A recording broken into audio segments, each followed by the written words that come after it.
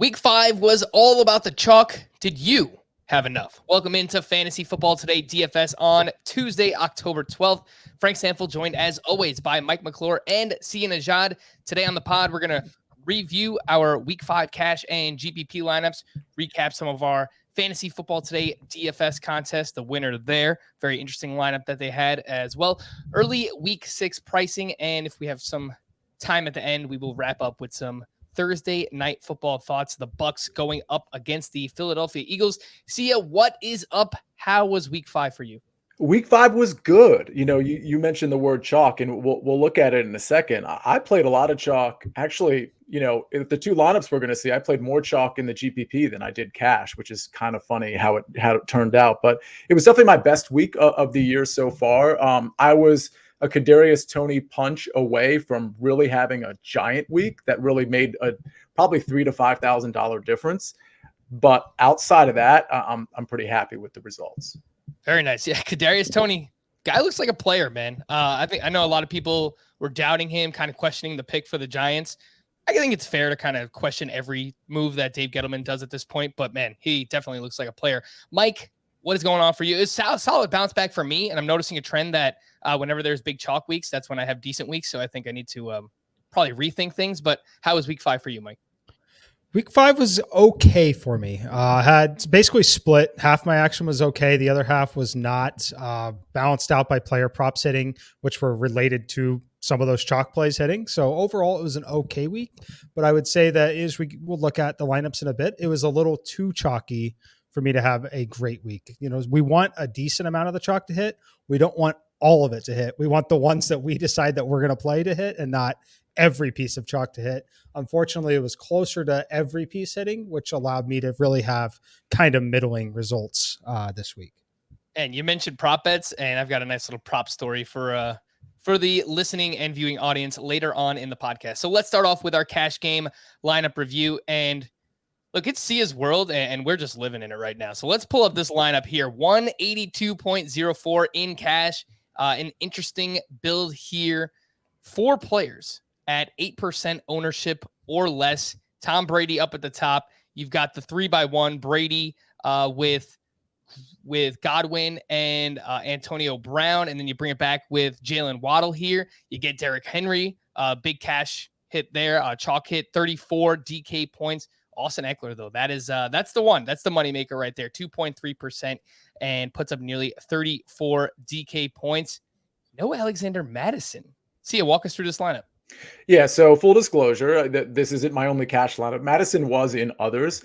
And honestly, with this lineup, I love this lineup mostly because I was really all in on Brady. It was going to be Brady and Rodgers this last week, and I was going to double stack Brady for sure, and I was probably going to single stack Aaron Rodgers. And double stacking Brady for a couple reasons. One, it's Miami, and two, because you're not sure what the splits are going to be between Antonio Brown, Chris Godwin, and Mike Evans week to week. So here I actually did make a mistake, admittedly. I think, Eckler is great. I'm surprised he was only 2.3% owned in this cash tournament, in most cash tournaments, because I shouldn't say cash tournaments, cash lineups. The reality is Austin Eckler should have been higher than that from an ownership standpoint. However, my mistake was not taking Madison and not buying up from Curtis Samuel. I mean, even going into, and I'm not playing, Monday morning quarterback here. Even going into the week, Curtis Samuel's status was kind of up in the air. What I should have done, Frank, was take your play, Ricky Seals-Jones, pay down from Eckler to Madison, and then pay up from Curtis Samuel to Kadarius Toney, who I had played, and we'll see later, in a lot of other places. So if I had done that, this almost literally would have been like a perfect cash lineup. So not utilizing Madison was a mistake. However, everything else kind of worked out. Derrick Henry chalk, I'll eat that all day. Tom Brady at 2.3%. Sorry, everyone, but it was pretty apparent he was going to have a big game. Speaking of props, just look at his prop from last week. And we talked about it on the Thursday show. It was 310.5 yards. He was going to throw for a bunch. He's gunning for this MVP. I mention it every single week. Did I pair him with the right receivers? Not necessarily. Mike Evans instead of Godwin would have been better. Outside of that, Washington football team, low-end defense. It was them or the Eagles. And everything else just kind of worked like I kind of thought it would outside of Jalen Waddle. Yeah, Tom Brady. Look, kudos to you. See, you've been all over this. Like every game we go into, the Bucks can basically they just hand it over to Brady. Like keys to the car, do whatever you want, throw as many passes as you want. Doesn't matter what the score is. You could run up the score, get as many touchdowns. He is just on this role right now, and he's clearly going for records and MVPs. So I think we keep that in mind moving forward when it comes to Tom Brady. He does play in the Thursday Night Football game, as I mentioned, but I think it's a good point that you also bring up when stacking with Tom Brady, because you probably want 2 of 3 of those wide receivers, considering they're all between 17 and 20% target share on the season. Austin Eckler, I thought it was a great play. You get him at the 2.3% ownership, and I think that's because most people were looking at 4 running backs this week. It was Henry, it was Madison, it was James Robinson, and it was Leonard Fournette. So I just think while everyone realizes that Eckler is a pretty good play week in and week out, just the fact that those running backs were so much cheaper. And they were also in good spots. I think that's why you get Austin Eckler at such low ownership here. Mike, what do you think about this cash lineup? Because it reminds me a little bit more of a cash lineup that you would build, because it seems kind of like a tournament style cash lineup. What do you think? Yeah, it's identical to what I do with the Kansas City Chiefs when they're on the main slate for the most part. It's just with Tampa Bay, and it's a beautiful lineup. I think the most interesting takeaway here was the field continued to jam Derrick Henry in. I thought we might see Derrick Henry's ownership dip just a little bit on game day just because of the emergence of Alexander Madison. It was interesting to me that I would have expected that Eckler number to be closer to 10% and not 2. And I would have expected that Derrick Henry number to be closer to 50% and not all the way up to 70%. Just based on what happened on game day with all of the running back value opening up with Madison, I thought we would see a little more balance in terms of people dropping off of Henry, running more Eckler, and then having some more mid-range plays at those other pieces. So, but overall is a great lineup. And, you can get back and forth on whether he should have played Mike Evans or Chris Godwin. I think you're flipping coins at that point. So while it's easy to say I should have played the one that had the better game after the fact is they were both fantastic plays, and obviously love it. Anytime you get one of those 3 quarterbacks, it's going to be Mahomes, it's going to be Brady, it's going to be Aaron Rodgers. We talk about it every week. Anytime you're getting them at single digits, fire away. Yeah, and I think specifically with Godwin versus Evans, right? If we're talking about a cash game lineup, Godwin has the highest floor of the 3 wide receivers, in my opinion. Obviously, Mike Evans could hit big plays down the field. They use him in the red zone. But Godwin is just the one, to me, that is the safest, plays as a slot receiver, and that's obviously a role that Tom Brady likes throughout his career. The last thing I'll point out with that lineup is something we talked about recently as well. You have Curtis Samuel in at the flex, and he puts up a dud, 0.8 fantasy points. But last week we talked about how it's okay to have 1 or 2 duds in your lineup when you have these big hits, especially at chalk. So you had 4 players combined for 143 points in that lineup. So it's okay to have a dud in Curtis Samuel there, who only puts up the 0.8 points over on DraftKings. Let's pull up a lineup that Mike sent over. You sent over 2 lineups, Mike, and this is the better of the 2. Winds up with 181.18, and you go with Trey Lance, Deebo Samuel, and Ross Dwelly. So you have the 3-man stack there. James Robinson and Alexander Madison at running back. You have Devontae Adams and Amari Cooper as your other 2 wide receivers. You have DeAndre Swift at flex, and you have the Eagles defense, which put up 12 points. They were great. They were great in this game against Sam Darnold. But you mentioned when you sent these lineups over that you basically had Trey Lance in all of them, and you were debating a close 2v2 or 3v3 most of the time. What was that 2v2 that you were wrestling with? Yeah, the 2v2 is almost always going to be one of the running backs and one of the wide receivers for me in the flex spot. But this 2v2 here, the other one had Najee Harris in there. I was basically not playing Derrick Henry because of that ownership. There's multiple levels to the chalk. And then I was playing Trey Lance just because I think a lot of people were not going to be on him because other value opened up like Madison. I didn't think that his ownership levels were going to get like out of control. So that's why I stuck with it. I thought the value was just too elite. I was already going to play Devontae Adams at the top everywhere. You knew I was playing Samuel with him. You knew I was playing Alexander Madison no matter what. So I thought it was going to be an ultra chalk week, and I was okay with it. I was taking my stance on avoiding Derrick Henry and then just playing multiple combinations of that chalk, thinking that I'm going to cash all of them because the chalk's going to hit.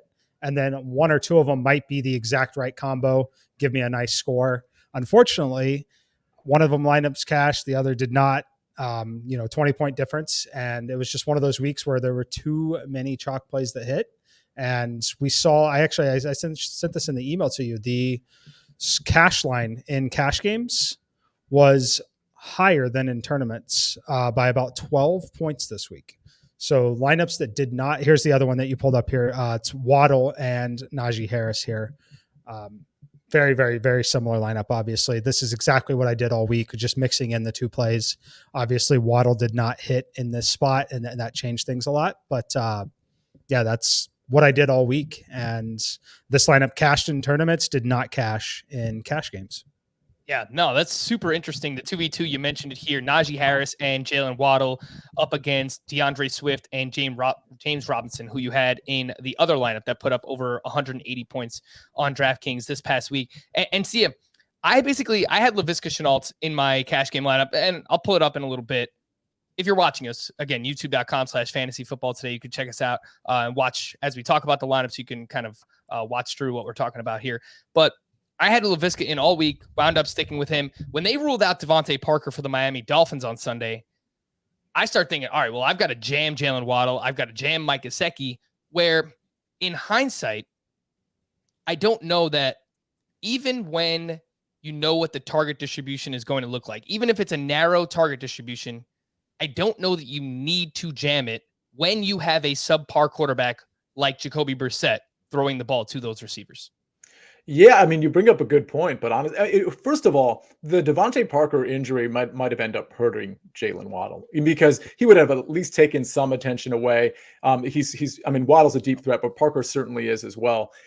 Your point is well taken, Frank, but let's just be real here. I mean, there's a level of incompetence from some of these organizations that whether you have an elite quarterback or not, it really doesn't make sense when you're trailing by 10, 20 points for 2 to 3 quarters and you have your prize, number 5 pick overall just sitting there and you can't scheme him in space somehow. It speaks to a level of just unpreparedness or incompetence that is just sort of beyond what my comprehension would have been, which is why, by the way, I jammed Jalen Waddle in almost every lineup. No joke. In almost all of my lineups, which was quite a few, Jalen Waddle was in them. There might have been 1 or 2 that he wasn't in out of the 30 or 40 that I built. So the short of it is, yeah, I see your point, but he still should have been worth about 15 points. He should have had 7 catches. He should have had more targets than he had. And he certainly had some touchdown equity against a back-end defense that was not only bad, but also probably, if memory serves, playing soft coverage for at least half of that game. And I'm pulling up the scoring here because at some point it wasn't like close, but yeah, in the third quarter, the Dolphins got this to a 1-touchdown game, a 1-score game. This is the middle of the third quarter. I remember texting with you guys, and I'm saying, all right, well, the Dolphins are climbing back in. I've got a lot of Waddle. I've got a lot of Gesicki. Let's keep this game close. And then the Bucs just steamrolled them in the fourth quarter. So I admittedly, I wasn't watching that game solely. Obviously red zone, watching a bunch of different games going on at once. So I don't know exactly what happened, but I have a feeling it was it was Jacoby Brissett being Jacoby Brissett. So and there is some blame to go around to Jalen Waddle too. There was at least one catch where he should have made it, and it went right through his hands. It was a very simple, 4 or 5 yard out, and it was returned to the house because Waddle let it slip through his hands. But that aside, he still should have gotten way more targets and catches than he did. All right, so go ahead. I want to mention on Waddle too. Like he was someone that was considered before we knew Parker was not going to play. So we talk about like jamming in. People might have been jamming in Mike Gesicki, but I wouldn't say that Jalen Waddle was someone that was like truly just jam him in no matter what. Because he was fringe playable. Like if you run projections, at least with my data, he was on the fringe already before. And then when you're optimizing with an updated projection, he only got about a 2.6 point bump in the projections with Devontae Parker out, which really isn't a significant bump for a wide receiver like that. And that's when he started becoming in those optimal lineups. So he was someone that, we can talk about it all day that we had jammed him in because the other guy was out. He was fringe playable before that even happened. All right, so here's the cash game that I line up with, and I'll read it out for those that are listening, not watching. And I had to actually wind up sweating this one out. And I did cash and all double ups. And partially thanks to Kadarius Toney punching that guy. So I was on the other side of that, because I didn't have him in this lineup, and I know a lot of people did in cash. So I wind up benefiting because of that. So I'm sorry for you, but it worked out for me. So I have Trey Lance up top here. Look, it's all chalk. If you're watching along here, it's no player under 18%. I have 3 over 50%. Trey Lance comes in at 23% ownership here, winds up with 15.58 on DraftKings. He was stopped at the goal line twice as a rusher in that game, so that was pretty frustrating. There were 4 running backs in my player pool in cash games, which I mentioned. James Robinson was the one that I wound up fading here. He was only 10% owned, obviously had a great game there against the Tennessee Titans. I did go with Derrick Henry, Leonard Fournette, and Alexander Madison. At wide receiver and tight end, I had Devontae Adams, massive game, 11 catches, over 200 yards, touchdown. He leads the NFL with a 38% target share. And then once that news came out with Devontae Parker, I originally had Keenan Allen and Ross Dwelly as my wide receiver 2 and my tight end. So I pulled Dwelly, I go up to Gesicki, and then I go down from Keenan Allen to Jalen Waddle. So I wind up with the 2 value plays in Waddle and Shenault. Neither did anything. I mean, it was, snowflakes here. And then I do get Mike Gesicki in at tight end. My defense was the Washington football team. Mike, what do you think about that? Like, is this too much chalk? Because I know chalk is all right in cash games, but this is a lot. It's a lot, and it got there. I think that the only issue there was just so much Waddle. Waddle and Gesicki together. I think that I think it's one or the other, just because of the price point on Gesicki at 4,200. I know that 4,200 doesn't sound like a lot, but when it is a punt tight end and you're pairing him with there were a lot of tight ends at that price point or lower. That's the only thing that I didn't like there. Other than that, I think it's fine. And you could still argue that it's still a fine play because you were expecting a big game from Leonard Fournette. You're expecting them to trail. You're expecting them to eat up targets. But just 2 plays that, if you look at them or look at the combination of them, they definitely have a negative correlation with each other. Yeah, and the 2v2 of Keenan Allen and Ross Dwelly did wind up outscoring Jalen Waddle and Mike Gesicki on Sunday. Yeah, look, and I even texted you guys too. I'm like, I feel dirty about this. It's 2 Dolphins in my lineup. I didn't feel great about it, but I was like, there's a lot going on Sunday. So I was like, all right, we'll rock with that. Speaking of Gesicki, by the way, so I mentioned I had a prop, bad, just bad loss here. He got up to 43 yards with 11 minutes left in the third quarter. And then he had a catch for 0 yards later on in that quarter. He had 2 other targets, which he did not convert. I bet the over 43.5 receiving yards there. So you know what? That deserves Le who? The her. Yeah, big loser here for me. Also, you mentioned the name, Sia, but Ricky Seals-Jones, we should have stuck with him, man. 99% of the snaps he ran, 42 routes, 20% target share this past week. He is only $3K in week 6 going up against the Kansas City Chiefs. A sneaky revenge game. It's not really a revenge game, but he was on the Chiefs last year. I'm going to be pretty excited to use Ricky Seals-Jones, Sia. And you were pretty excited last week too, and I kind of talked you down off it. So my bad there. And my rationale was, well, I think Curtis Samuel is going to be healthy. He's going to eat up some of that target share that we think RSJ is going to get. With that said, I mean, Curtis Samuel got injured in the first quarter or something. He aggravated his groin injury. He's going to be out for probably another few games at least. Either way, though, it looks like Ricky Seals-Jones was going to get a lot of those targets. He got a lot of red zone looks too. So Frank, A, good call last week, and I'm sorry if I talked you off of him. And B, Ricky Seals-Jones is going to be so popular this week. Just wait. I mean, because there's not a lot of value tight ends like last week in terms of guys you're really going to want to roster. And this guy, I'm almost scared to see this guy's ownership percentage. Yeah, he's already popping in the point per dollar projections too and optimizers that I've looked at. So Ricky Seals-Jones will be popular, but I also think Mark Andrews coming off. Look, everyone watched that game in prime time. He's 5,200 this week in a game with a total over 50. I think Mark Andrews is going to be pretty popular as well in week 6. Let's move on to our GPP lineup review, and we'll pull up Sia's lineup here. Again, look, it's Sia's world. Party time. Where's world? Where's world? Party time. Excellent. See, you're this GPP lineup. put up 227.26 DraftKings points. Just an absolute monster week. Aaron Rodgers to Devontae Adams with Jamar Chase on the bring back. You got the chalky running backs, but it doesn't matter. Henry, Madison, Fournette. You have Ricky Seals-Jones in this one with the Washington football team defense. And then Kadarius Toney, who we mentioned, just 10 receptions, 189 yards, monster game. He does that only playing 54% of the snaps. He ran something like 22 or 24 routes. So the guy was just an absolute beast when he was on the field. This was awesome. I assume this was a single entry, right? Because there's a good amount of cash in here. Yeah, it was a single entry lineup. It was, I believe, 3,400 that were in this particular tournament. So it's one of those things where I typically wouldn't play this much chalk. Maybe if it was a little less, like 2,000, I wouldn't worry as much about the chalk. But this one, I just kind of got away with it. And again, if Kadarius Toney doesn't punch that guy, I mean, we're looking at another few targets, maybe another few catches, maybe a red zone opportunity, because the Giants had 2 additional possessions after the Kadarius Toney punch. And I checked, it probably would have climbed, because there were a couple people that had Kadarius Toney.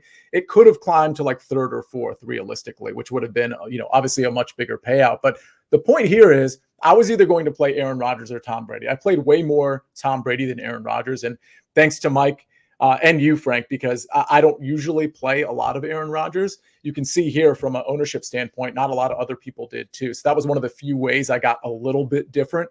Obviously, Devontae was pretty popular, but Rodgers wasn't. And again, watch us on YouTube, because you can kind of see some of this stuff that went right and went wrong with each of our lineups. But it was a lot of chalk in here. I was going to play Derrick Henry in most of my lineups, even though I knew he was going to be chalk. Ricky Seals-Jones, we just talked about him.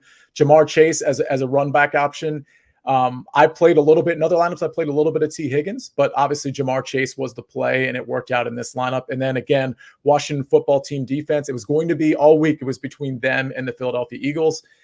Too bad I didn't play the Eagles here, because I would have climbed a little bit. But outside of that, nothing to complain about. I guess the message here, though, is in tournaments of, let's say, 5,000 or less or 3,000 or less, you can get away with playing a lot of chalk. And I'm not necessarily recommending it, because you kind of have to hit sort of perfectly if you're going to really get super high. You're not going to be passing a lot of people with guys that are 32%, 54%, 38% rostered. But the message here is, if you really like a lineup, and it's a single entry in particular, if you really like it, don't change it just because of ownership. I mean, again, with me, it was Rodgers and Brady stacks. I was going to play them regardless.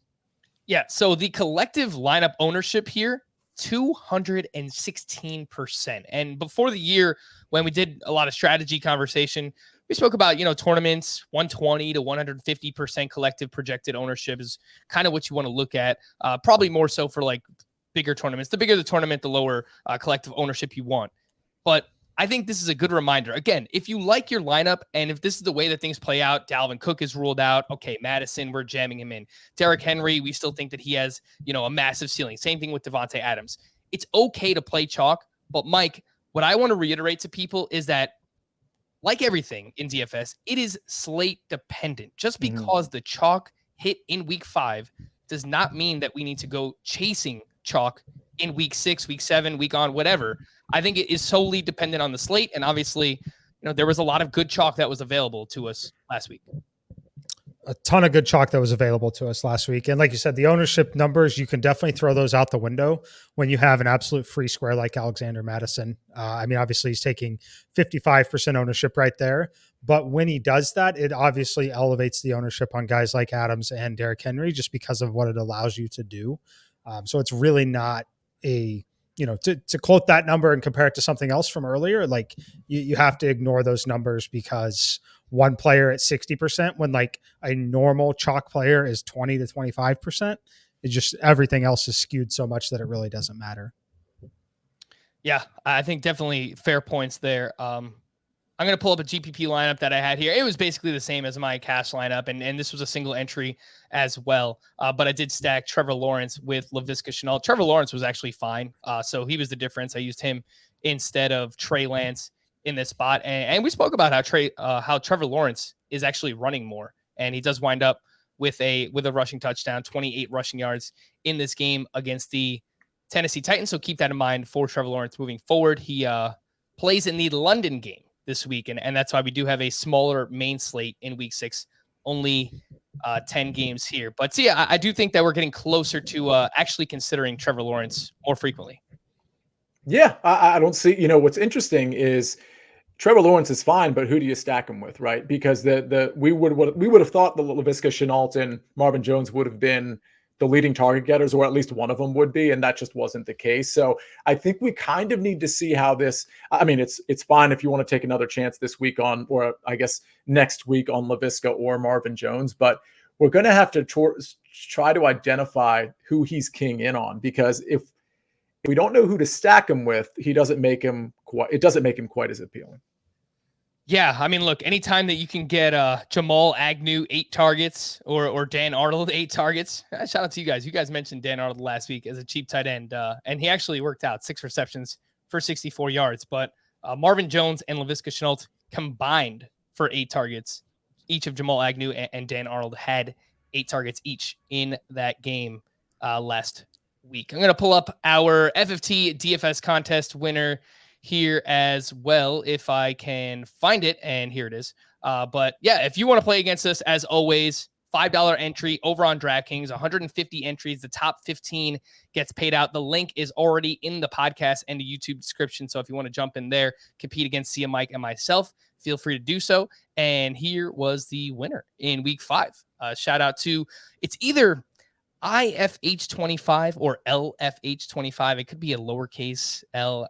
I couldn't tell, but shout out to you. You are the winner here. And they wind up with a Brady, Fournette, Antonio Brown stack, Jalen Waddle on the bring back, and then a whole bunch of chalk. I mean, this is really, not dissimilar than the lineups that we've basically talked about all show long. And you know what's funny, Sia? If you actually used the GPP lineup that we talked about, you would have finished first in our FFT DFS contest. So how about that? Yeah, well, it sounds like whatever this acronym, I guess we have to split it then. Whoever won, you can just Venmo me half the money. No, but yeah, I mean, listen, you guys know I play more than a few combination of lineups, so I hear you. But if I could have said that across the board for all the tournaments I played this week, I'd be a rich man. That's for sure.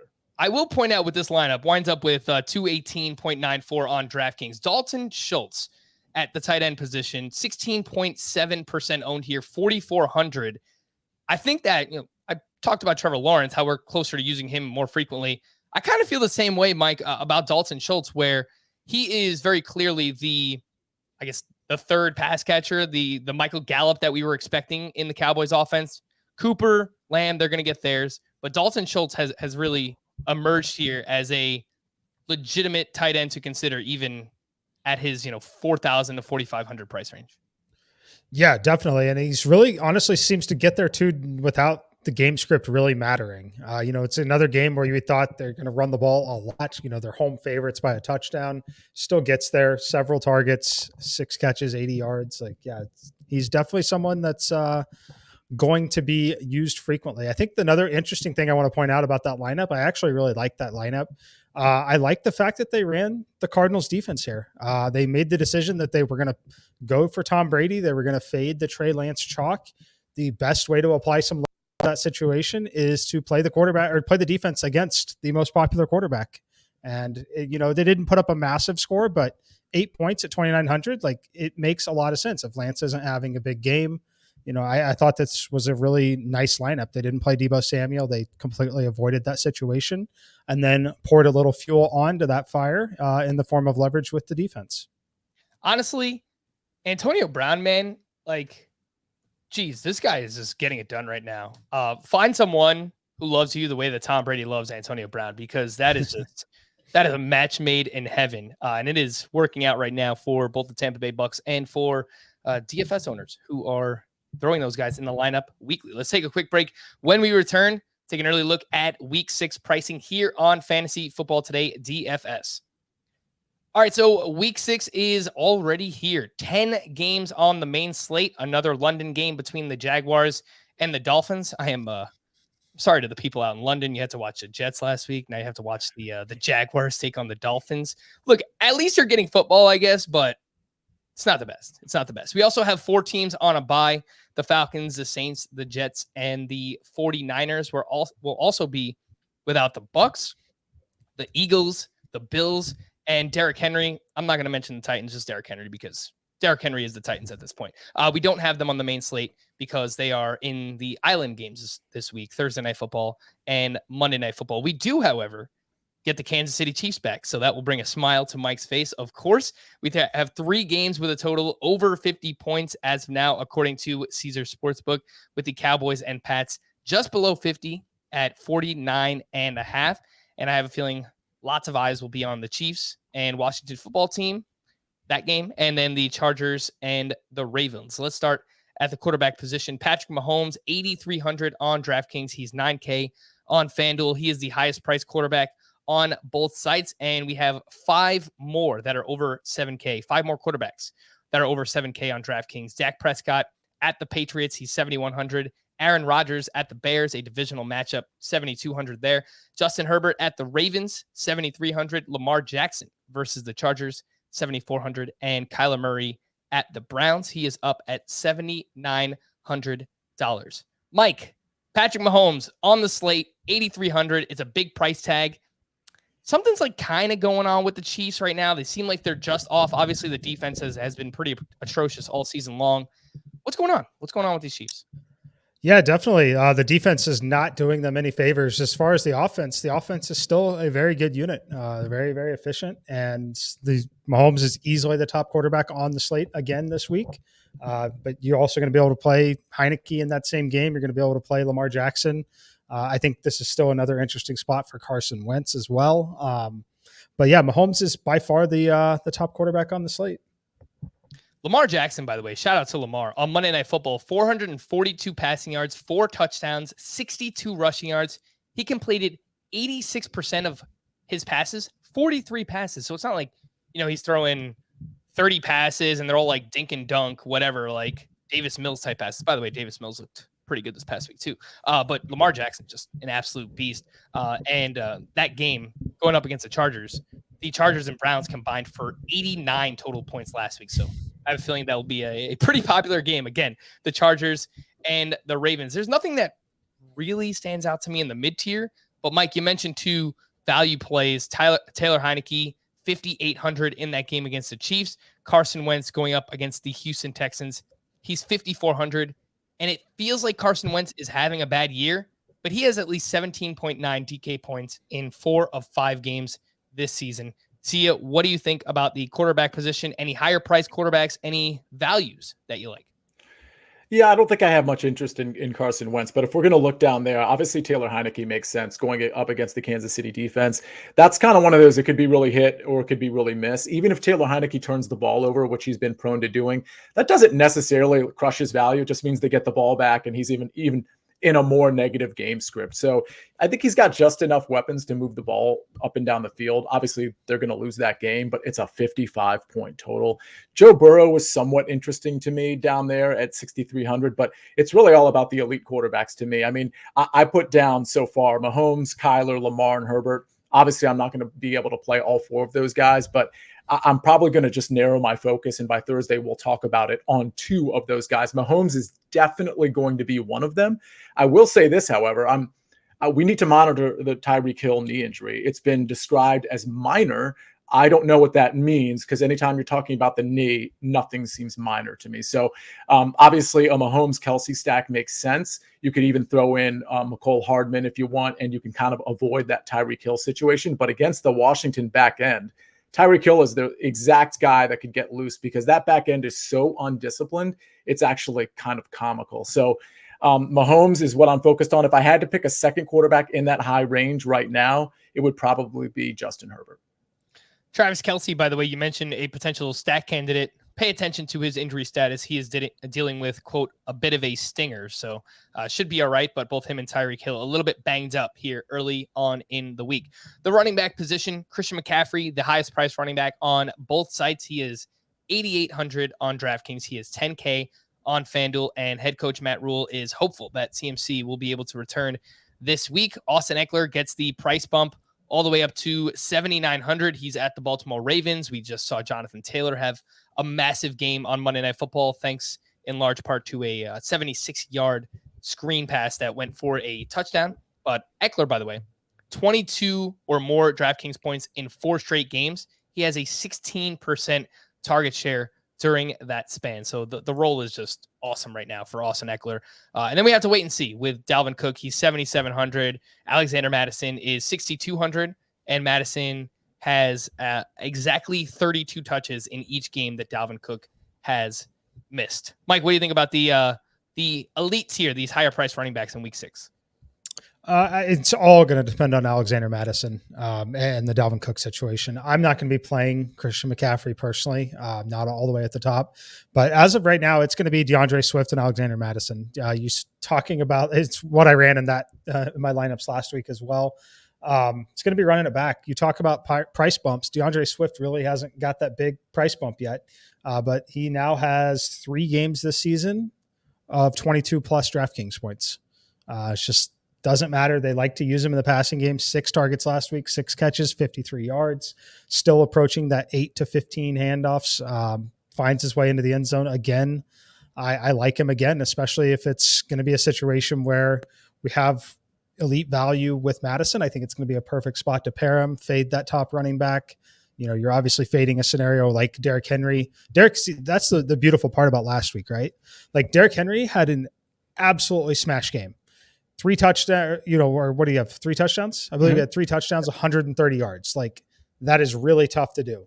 You take him down to his median number, which is 110 yards and only 2 touchdowns.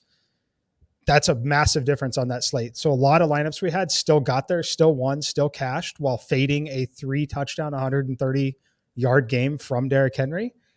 I don't think we're looking at 130 yards and 3 touchdowns for Christian McCaffrey this week. I think it's a really, really, really easy fade if we get that situation again where Madison is in play. So I'm completely ignoring Madison at the top. I'm not playing any Austin Eckler at this point either, just because the price point is awfully prohibitive. He's $1,500 to $2,000 cheaper than a lot of the running backs that I'll be interested in. And then I do have one value running back. Do you want it now or do you want to talk value in a few minutes?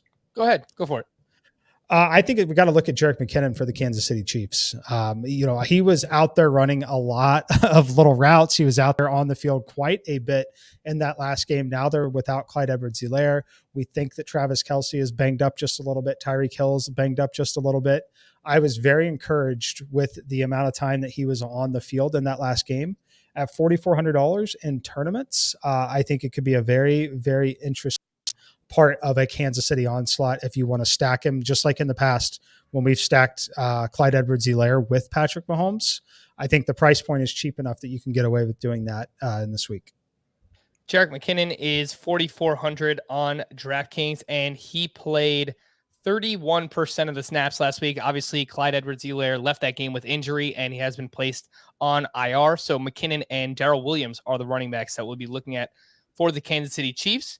And in terms of routes run, Jerick McKinnon had 22 routes last week compared to 24 for Darrell Williams. So pretty even split there between the two Chiefs running backs. There were a few other mid-tier standouts that I like. DeAndre Swift definitely stands out.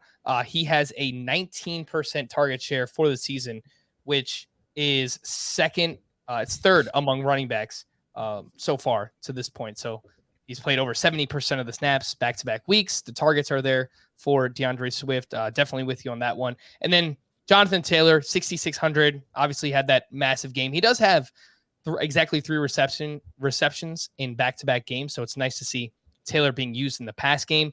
Joe Mixon, I will just bring up because Samaje Perine is on the COVID list, and Detroit is just a fantastic matchup for running backs. So we have to make sure Mixon is healthy. He did not play a full complement of snaps last week, but if he is good to go for this game, could be a smash spot against the Detroit Lions. And then Darrell Henderson in the mid-tier. He's 6K. He's at the Giants. He has 116 total yards or a touchdown in all 4 games that he's played. See, the only thing that gives me pause is that Sony Michel was more involved last week than he has been when Henderson was active before.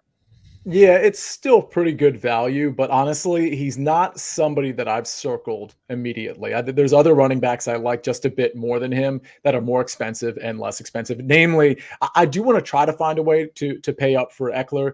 I don't know if I'm going to be able to Mike's point, but I'm going to try to jam him in. But I like the value with DeAndre Swift, which we've talked about.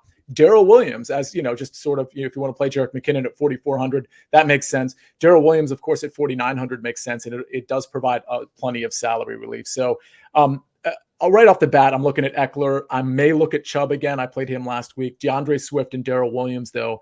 I have a feeling Darrell Williams is going to be really popular, and for good reason. So Swift and Darrell Williams in terms of good value for me so far. And we haven't mentioned the name yet, but Saquon Barkley is not going to play in week 6. Devontae Booker is 5,400. He played 88% of the snaps last week. He had 19 touches. He had a receiving touchdown.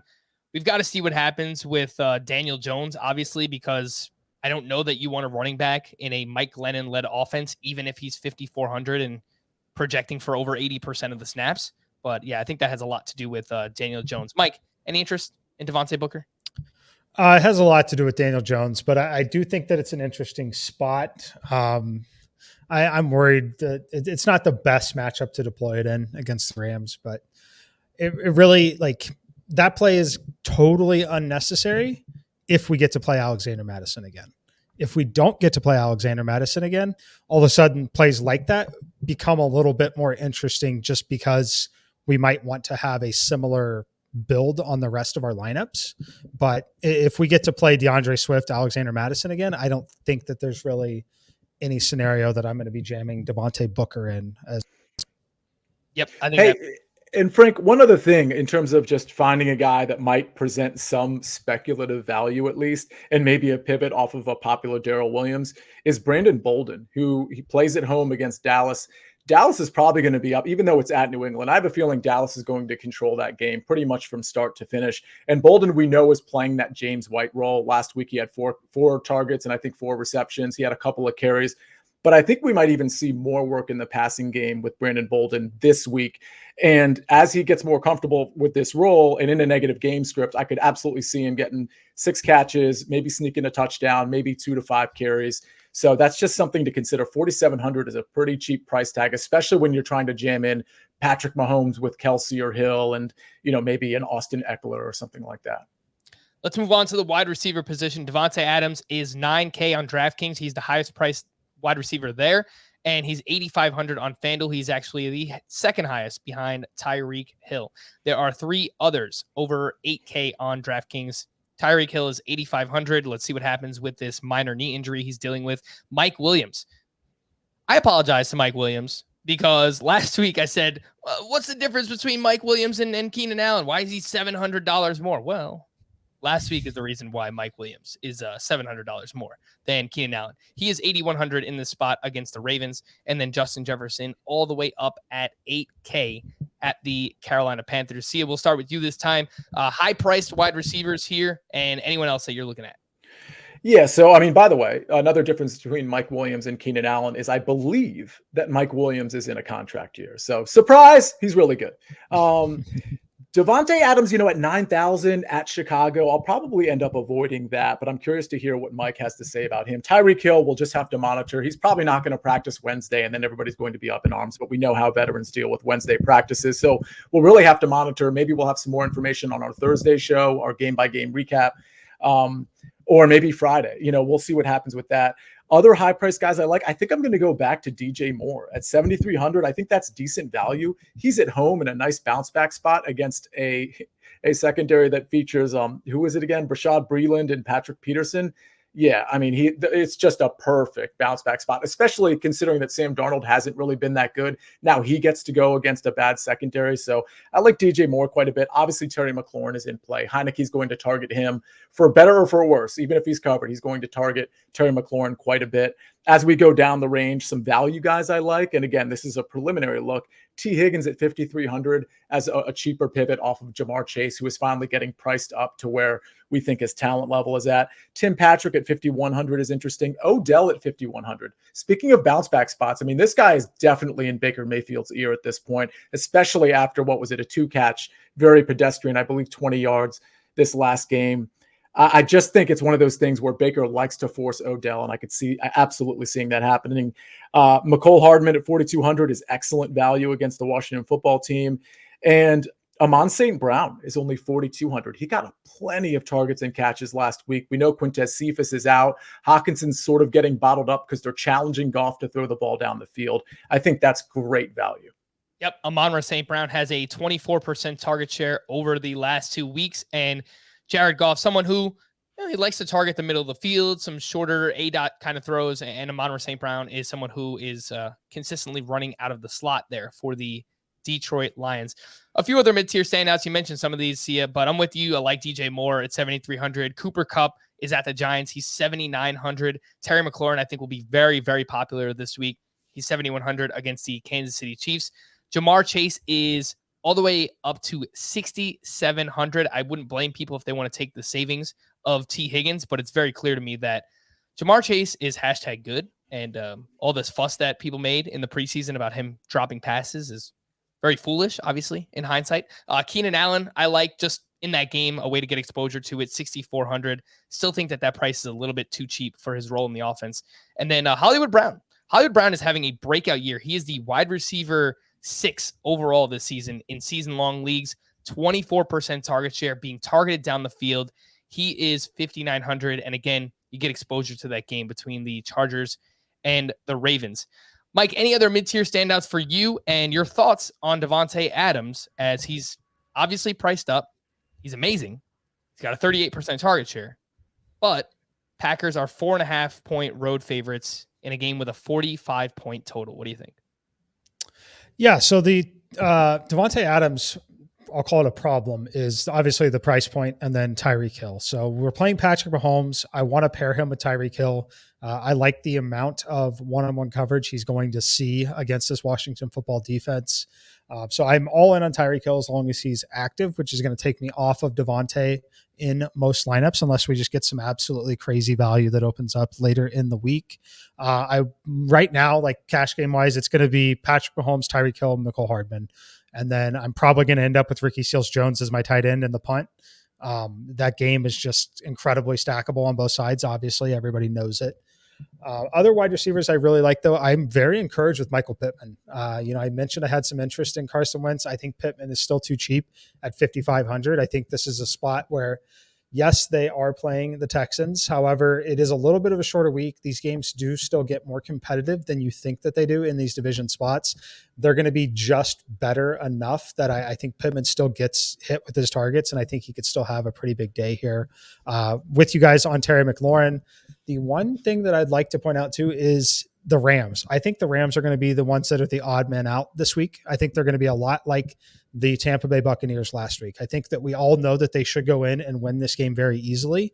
However, they throw the ball. With Stafford, they throw the ball still. And Cooper Kupp, Robert Woods, both, in my opinion, too cheap. Cooper Kupp, not necessarily, but honestly, if we think a lot of people are going to pay up for, say, Austin Eckler at running back, when we know that we might have Swift and Madison to play, I'd rather use that same salary on a guy like Cooper Kupp as a leverage play in a tournament, because we know people aren't going to be prioritizing $7,900 Cooper Kupp when you've got Tyreek Hill, Davante Adams, Terry McLaurin, those guys in play. So I think that that's going to be a really, really interesting tournament play. And then, of course, the Bengals. Outside of that Chiefs Washington football team game, that Bengals Lions game with some of the injuries on, P. Ryan's going to be out. Mixon's kind of banged up a little bit. They're going to look to throw maybe even a little bit more, even if they are controlling that game. I like Higgins a lot. I'm not afraid to pay that price tag for Jamar Chase. I think that Chase is legitimately a $7,500 player. It's one of those dilemmas where like you're so conditioned by what that initial salary was that it's hard to accept that the initial salary was just a terrible salary to begin with. And like this player is like one of the next Davante Adams, Tyreek Hill type players in this league. And you're probably still getting $1,000 discount even at this price point. So you can take advantage of some of that psychology and the anchoring from previous weeks. I think he's an absolutely fantastic play again this week, especially if you're playing Swift. And I love what you had to say about Cooper Kupp, right? Like we see a $7,900 price tag and your first thought is, no, that's not cheap, but I think it is. I think it's cheap for the role that he has. He has a 33% target share on the season going up against the Giants in this game. So, I mean, you look at names like Davante Adams, he's $1,100 more for it's a better role, but it's a similar role. So I do like the savings there that you get on Cooper Kupp versus Devontae Adams in GPPs this week. One other name I'll just throw out there. I know Adam Thielen has been very pedestrian. It seems like he's touchdown dependent at this point. You could say all that is fine. 50 yards or less in 4 straight games. He is $5,800. He is $2,200 less than Justin Jefferson. And this isn't anything against Justin Jefferson. Like, he deserves to be 8K. That's perfectly fine. I just think that maybe the pricing has gone a little bit too far here with Adam Thielen. At the tight end position, I mentioned that like there's 3 plays that I'm really looking at, and it's Travis Kelce. If you want to pay up, he is $7K on DraftKings, $8,500 on FanDuel. He's the highest priced tight end. Mark Andrews goes for 44.7 DK points on Monday Night Football. He's 5,200. Big total in that game against the Chargers, a defense that just got destroyed by David Njoku. So keep that in mind. And then Ricky Seals-Jones will be very popular. He's 3K. Great role in the offense. No Logan Thomas, 20% target share last week. See ya. Those are the 3 tight ends that stand out to me. Is there anyone else that you're looking at, or is it just those 3? Actually, it's just those 3, believe it or not. Those are the 3 I had written down. But I do want to point out, because I don't know what his price is at. Maybe you guys can help me. Where is Dan Arnold? He is. Dan Arnold is not on the slate, right? He's in the London. Yep. London game. That's right. Okay. I really wanted to play him again.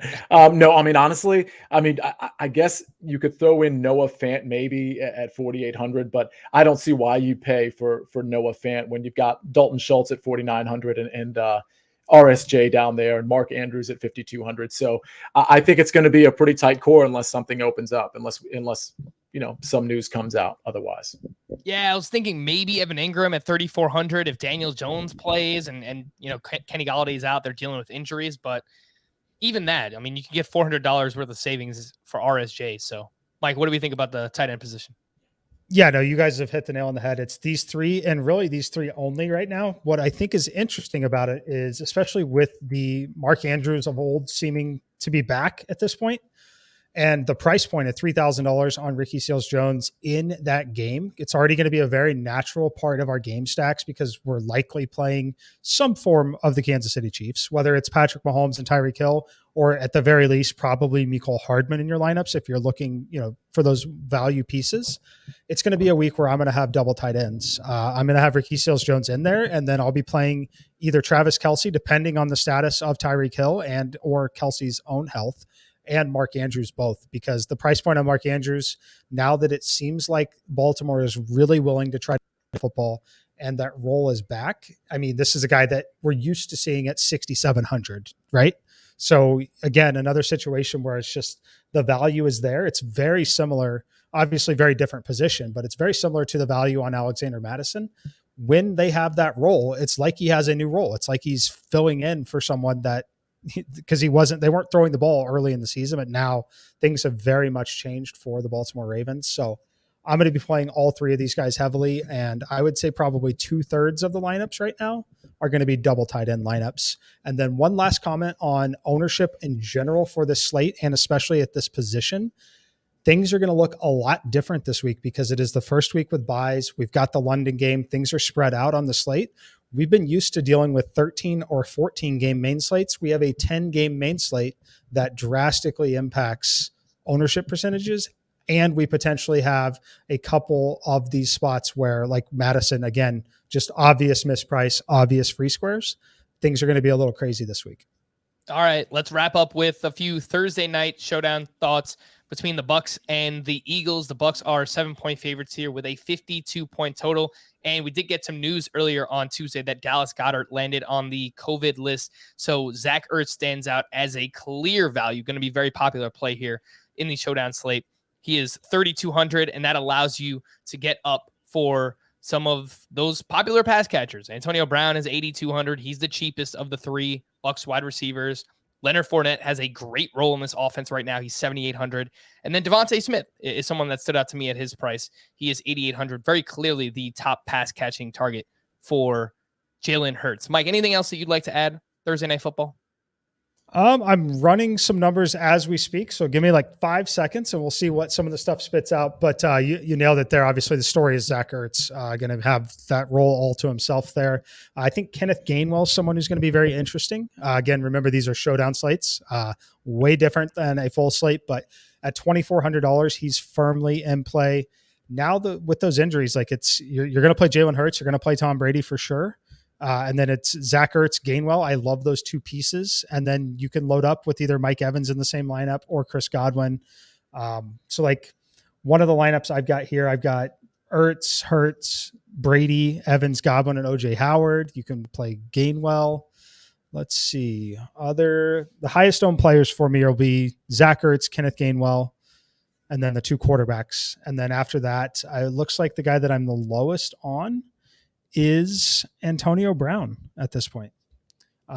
Just because the way the price point is, it looks like he's the one out of that group that I'm the lowest on.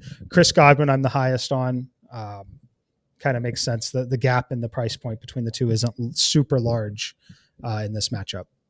All right, and let's see what happens with Rob Gronkowski as well, because it sounds like he's going to be ready to go. He's missed the past 2 weeks, but for some reason, if he can't get on the practice field, if he's not healthy again for Thursday Night Football, then obviously names like Cameron Brate and OJ Howard become more enticing there. Hey, and let me point out one other guy as I scan this, because I think Kenny Gainwell and Zach Ertz are really great as cheap options. If you're spending up and you have to take a super cheap guy, I think Tyler Johnson is at least a little interesting. He got 3 targets, 3 catches last game. I noticed he was on the field quite a bit. I'm not looking at his snap share at the moment, but as a 4th receiver on this team, it's pretty good salary relief at 1,000. I did want to mention, I thought this is where you're going to go because I know you like the player, Sia, but Miles Sanders is just like a complete contrarian play here. I know that the Bucs are great against stopping the run, but as a result, teams are throwing the ball to their running backs more. So maybe that means that's Kenneth Gainwell in this game, but Miles Sanders just had 5 receptions last week. He did absolutely nothing with those. We just saw Myles Gaskin have 10 catches and a receiving touchdown last week against the Tampa Bay Bucs. So bit of a contrarian play there, but Miles Sanders, someone that stands out to me.